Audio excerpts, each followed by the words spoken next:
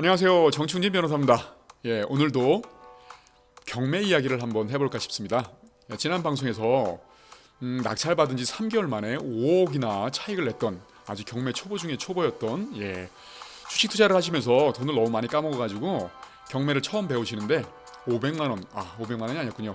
단 100만 원이라도 수익을 냈으면 좋겠다 라고 하셨던 분이 이제 저희의 지도를 받아서 저희 컨설팅을 받아가지고 낙찰을 받았는데 3개월 만에 5억의 차익을 얻었더라. 이런 방송을 보내드렸는데 굉장히 많은 분들이 경매를 한번 해보고 싶다라는 그 말씀들, 의견들을 주시더라고요. 근데 그때 이제 경매의 매력을 말씀드리면서 5억의 차익을 얻었지만 실제로 경매로 싸게 산 건 7천만 원.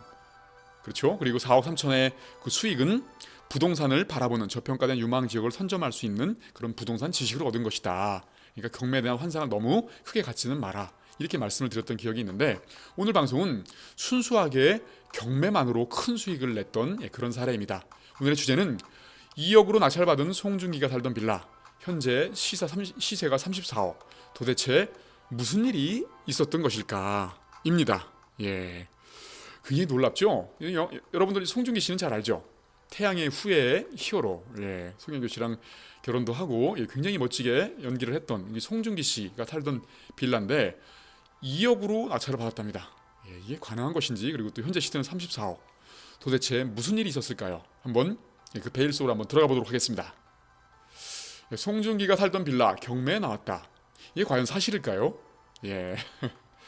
사실은 송중기 씨가 살던 게 아니라 송중기 씨 부모님이 이제 살던 빌라였는데 6층짜리 빌라였습니다. 거기에 3층에 송중기 씨 부모님이 살고 계셨다. 그러니까 송중기 씨도 독립을 해서 이제 바깥에서 살고 계셨긴 했습니다만은 그래도 이제 어머님을 가끔 부모님을 찾아 뵈러 오셨었겠죠. 그런데 실제로 경매에 나온 매물은 그 6층 중에 1층이었습니다.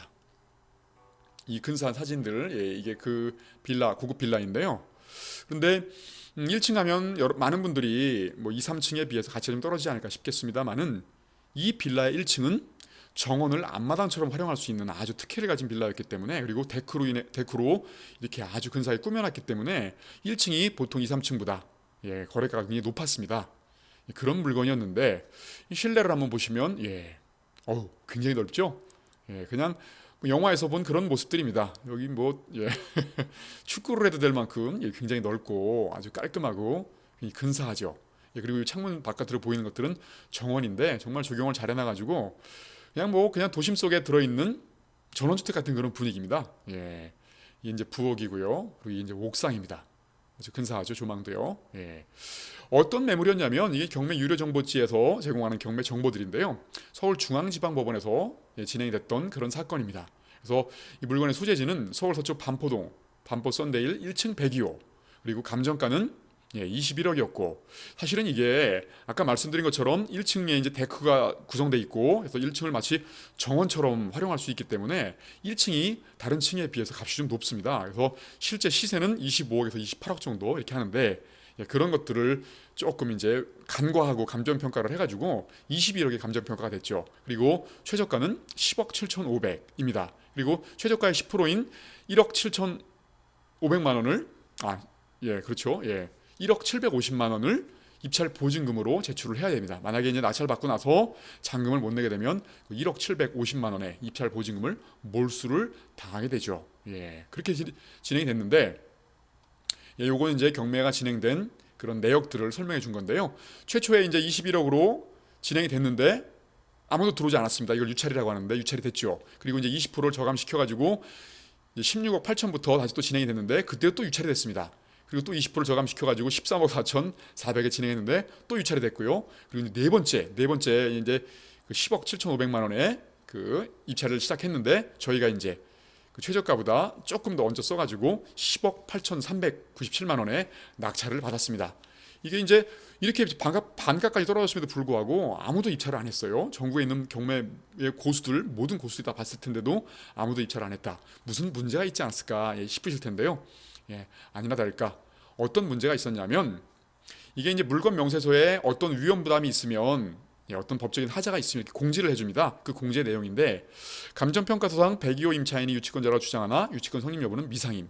유치권이 있다는 거죠. 경매를 아는 분들은 알겠습니다, 아시겠습니다만은 경매를 모르는 분들이 방송을 보셨다고 한다면 유치권이 뭐냐면 이제 공사업자가 공사를 했다고 치자고요. 만약에 이제 그 인테리어도 하고 아주 고급 자재를 써가지고 아니면 건물을 짓거나 이렇게 신축을 했을 경우에 공사업자가 그런데 건축주한테 돈을 못 받았습니다. 이렇게 되면 공사업자는 돈을 다 받을 때까지 그 건물을 유치할 수 있는 권리가 있습니다. 이걸 유치권이라고 합니다. 그러니까 우리가 낙찰받고 잔금을 다 내고 소유권을 취득을 해도 이 공사업자한테 이 밀린 공사대금을 못 받은 공사대금을 지급하지 못하면 우리가 그 넘겨받을 수가 없다는 거죠. 점유를요. 그러니까 들어가 보지도 못한다는 거죠. 그게 유치권입니다. 그래서 실제로는 우리가 공사계약을 체결한 사람은 아니지만 우리가 이제 낙찰 받고 점유를 넘겨받으려면 건축주의 공사 밀린 그 미지급된 공사대금을 우리가 대신 납부를 해줘야 된다. 이게 유치권의 파워거든요. 그래서 유치권이 진정하다고 판단이 되면 우리가 낙찰자가 다 인수를 해야 된다. 이렇게 생각하시면 되겠습니다. 그런데 얼마를 인수해야 되냐면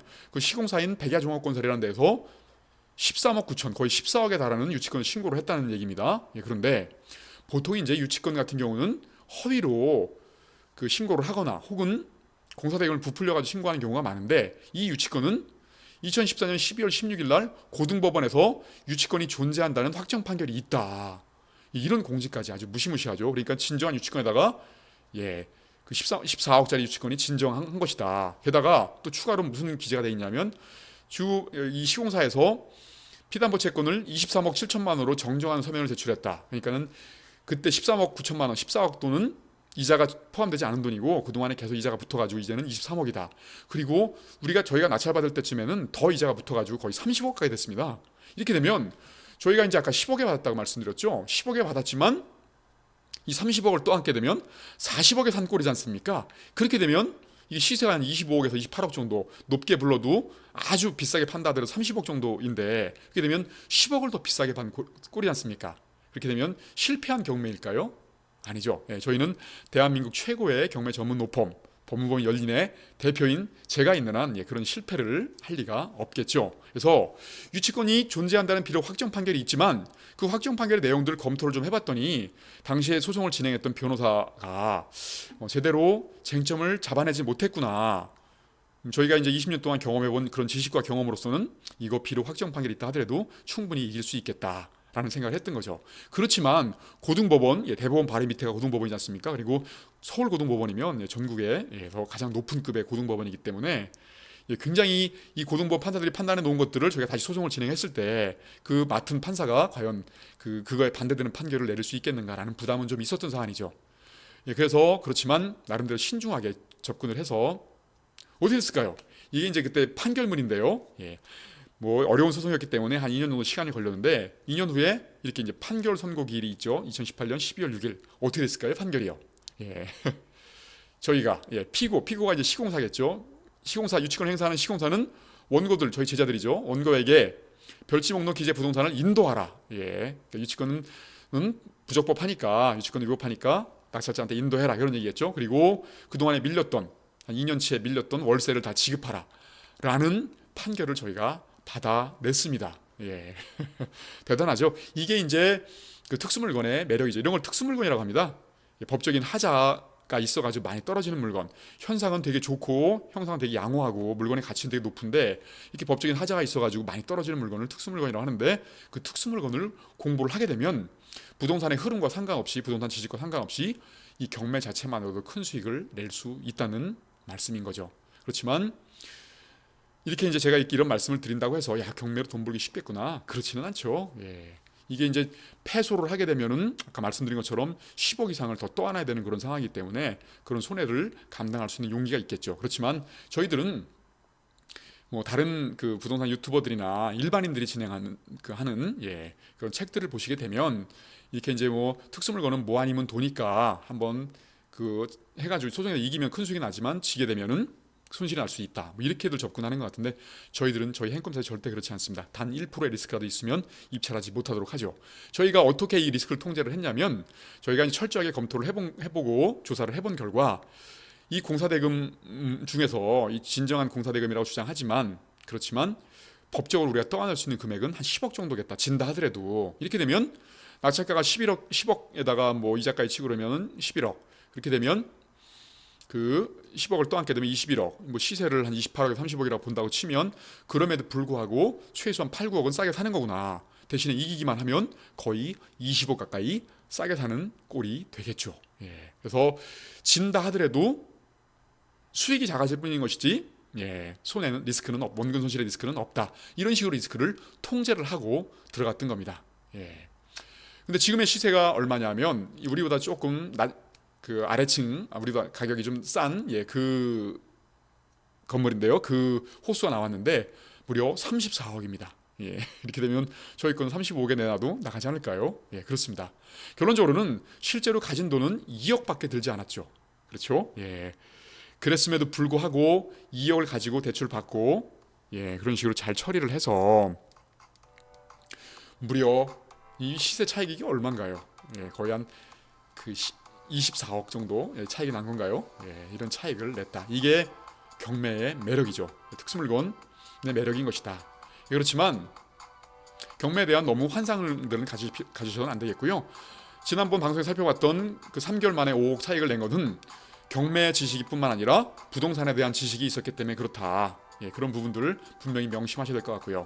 그리고 이런 특수물건은 경매 자체만으로 수익을 낼 수 있지만 별도의 용기가 필요하겠죠. 예, 이거 잘못하면 10억을 잃어버릴 수도 있겠다는 그런 용기들, 소송 그 2년 동안 소송을 진행하면서 그 스트레스들 감당할 수 있는 그런 용기들. 예, 그리고 당연히 이런 물건들에 대한 그 분석을 할 수 있는 실력이 뒷받침이 돼야겠죠. 그리고 이런 소송들을 든든하게 처리해 줄 수 있는 든든한 뒷배, 저희 법무부 연린이겠죠. 있어야만 경매로 큰 돈을 벌 수 있다. 결론적으로 두 번에 걸쳐서 방송된 내용들, 경매로 과연 큰 돈을 벌 수 있겠는가? 이런 조건을 갖추게 되면 든든한 뒷배가 뒤에서 있고, 그리고 저희 행꿈사 아카데미에서 강의를 듣고 실력을 쌓는다고 한다면, 그리고 용기를 낼 수만 있으면 큰 돈을 벌 수 있다. 이렇게 정리하시면 되겠습니다. 예, 좋아요와 구독, 공유까지 눌러주시면 감사하겠고요. 저는 정충진 변호사였습니다. 다음 시간에 또 찾아뵙겠습니다. 감사합니다.